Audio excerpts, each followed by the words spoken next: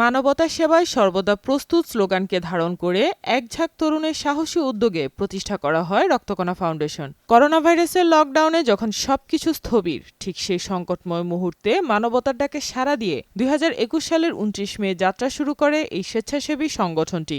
আমি নিজেও রক্তদান করেছি প্রায় 17 বার এবং আর রক্তদান করবো সামনে ইনশাআল্লাহ। মানবতার তরে সর্বদা প্রস্তুত এই স্লোগানকে বুকে ধারণ করে রক্তকণা ফাউন্ডেশনের পথ চলা। ভবিষ্যতে যাতে রক্তকণা ফাউন্ডেশন ধারাবাহিকতা বজায় রেখে সকলকে সাথে নিয়ে কাজ করতে পারে। কয়েকজন স্বপ্নবাজ তরুণের সম্মিলিত প্রচেষ্টায় প্রতিষ্ঠিত এই সংগঠনটির প্রতিষ্ঠাকালে এর সদস্য ছিল মাত্র 4 জন। তবে বর্তমানে সংগঠনে সদস্য ও স্বেচ্ছাসেবীর সংখ্যা প্রায় 350 জনের অধিক। একজন স্বেচ্ছাসেবী কিভাবে নিজের খেয়ে রাস্তায় পড়ে থাকে, কিভাবে নিজের খেয়ে অন্যের উপকার করে। রক্তকণা ফাউন্ডেশন এমন একটা প্ল্যাটফর্ম যেখানে থেকে অসংখ্য মানুষের সেবা করা যায়। কারণ আমি দেখেছি রক্তকণা ফাউন্ডেশন নট অনলি রক্তদানেই কিন্তু তারা সীমাবদ্ধ না, তারা কিন্তু শীতবস্ত্র বিতরণ এবং অসহায় মানুষদের পাশে কিভাবে দাঁড়াতে হয় সেটা কিন্তু তারা বারবার দেখিয়েছে। করোনাকালীন সময়ে রক্তকণা ফাউন্ডেশনের কার্যক্রম শুরু হয় জরুরি মানব সেবার মাধ্যমে। সে সময় বিনামূল্যে মাস্ক বিতরণ, পরিচ্ছন্ন কার্যক্রম পরিচালনা, অক্সিজেন সরবরাহ এবং সর্বোপরি বিনামূল্যে রক্তদান কার্যক্রম চালু করে প্রতিষ্ঠানটি।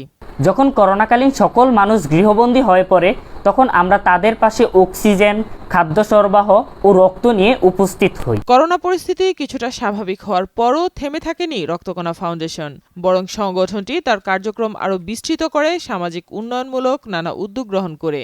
শুধু চাঁদপুর জেলা নয়, সারা বাংলাদেশে এই রক্তকণা ফাউন্ডেশন মানুষকে মহামূল্যবান রক্তকণিকা দিয়ে সহযোগিতার হাত বাড়িয়ে দিয়েছে। এর মধ্যে বন্যায় ত্রাণ সামগ্রী বিতরণ, উদ্ধার কার্যক্রম পরিচালনা, দরিদ্র ও মেধাবী শিক্ষার্থীদের জন্য মেধাবৃত্তি প্রদান, শীতবস্ত্র বিতরণ কর্মসূচি, অসুস্থ ও পিছিয়ে পড়া মানুষদের আর্থিক সহায়তা করা, ফ্রি চিকিৎসা সেবা সহ উন্নয়নমূলক আরও নানা ধরনের উদ্যোগ গ্রহণ করেছে সংগঠনটি।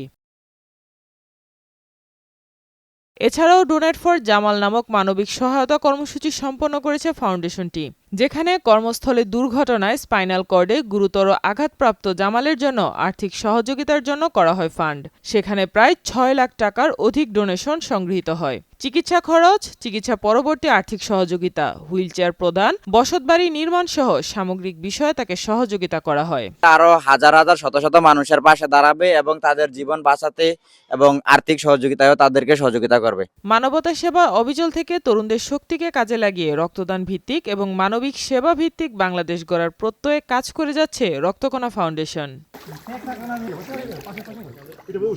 সাইমা আক্তার, নয়াদিগন্ত।